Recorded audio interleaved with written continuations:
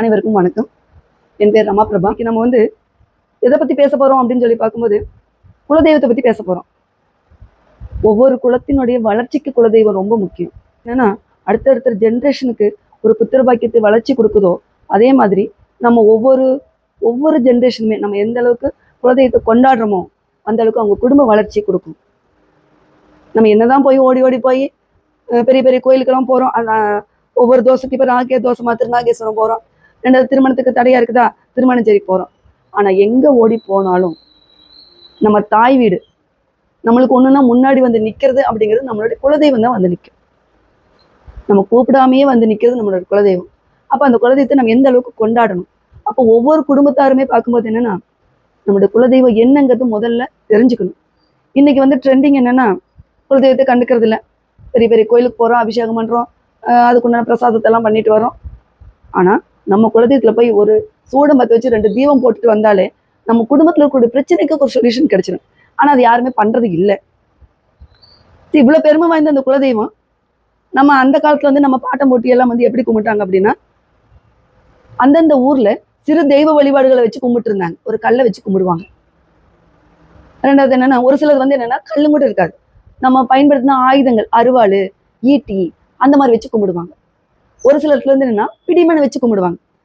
ஒரு விவசாயமே பண்றாங்க. அந்த விவசாயம் அறுவடை செய்யும் போது என்ன ஆகும் அப்படின்னு சொல்லி அதை கொண்டாடுறதுக்காக அந்த காலகட்டத்துல ஒரு பிடிமண்ணு ஆத்தங்கரையில போயிங்க அவங்க ஒரு விரதம் இருந்து ஒரு 3 நாள் 4 நாள் விரதம் இருந்து ஒரு பிடிமண்ணு கொண்டாந்து வச்சு ஒரு மரத்துக்கடி வச்சு அதுக்கு ஒரு கலசமெல்லாம் வச்சு ஒரு பூஜை பண்ணி அந்த சாமியை கும்பிடுவாங்க. அந்த காலத்துல யாருக்குமே குடும்பத்துல பெருசா பிரச்சனைகள் இல்லை. குடும்பத்திலயுமே ஒரு அந்யோன்யம் புத்திர பாக்கியம் அப்பெல்லாம் புத்திர பாக்கிய தடையெல்லாம் யாருக்கும் பெருசா இல்லை. தொழில் வளர்ச்சி நல்லா இருந்துச்சு. காரணம் என்னன்னா நம்ம குலதெய்வத்தை கொண்டாடணும். இன்னைக்கு அதை அப்படியே மறந்து போச்சு. ஸோ ஒவ்வொரு குடும்பத்துக்கும் குலதெய்வம் ரொம்ப முக்கியம். நம்ம என்னதான் போய் நம்ம இஷ்ட தெய்வத்தை கும்பிட்டாலுமே நம்மளுடைய குலதெய்வம் நம்ம வீட்டு வாசல்ல நிற்குங்க. நம்ம ஒவ்வொரு நாளுமே நைட்டு கதவு தூங்கும் போது கதவை சாத்தும் போதாகட்டும், வெளியில போயிட்டு கதவை திறக்கும் போதாகட்டும் நம்மளோட குலதெய்வம் அங்க நிக்கிறதா ஒரு ஐதீகம். அப்ப நம்ம அதை தொட்டு கும்பிட்டு நம்ம போகும்போதாகட்டும், நைட்டு தூங்கும் போது அந்த நிலவை தொட்டு கும்பிட்டு ஒரு முடிஞ்சா ஒரு சூடமே பற்ற வச்சு கும்பிடுறோம். ஒரு வெளியில போகும்போது என்னன்னா தொட்டு கும்பிட்டு வெளியே போகும்போது நம்மளுக்கு அந்த குலதெய்வம் கூட நிற்கும். இது நம்ம வழிவரியா வரக்கூடிய குலதெய்வத்தை நம்ம கண்டுபிடிக்கலாம். ஒரு சிலர் சொல்லுவாங்க எங்களோட குலதெய்வம் இப்போ வெளிநாட்டுல இருக்காங்கன்னு வச்சுக்கோங்க. அவங்க என்னன்னா 6 மாசத்துக்கு ஒருக்கா தான் வருவாங்க. இல்ல ஒரு சிலர் வர முடியாது, 2 வருஷம் 3 வருஷத்துக்கு ஒருக்கா வருவாங்க.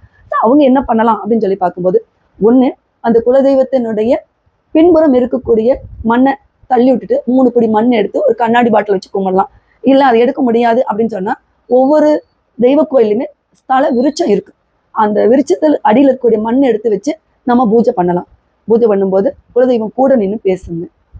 அப்போ இன்னையிலிருந்து நம்ம ஒவ்வொருத்தரும் நம்ம குலதெய்வத்தை சிறப்பாக கொண்டாடி நம்ம குடும்ப வளர்ச்சிக்கு உண்டான ஒரு முன்னேற்றத்தை கொண்டுட்டு போகணும். அனைவருக்கும் வணக்கம்.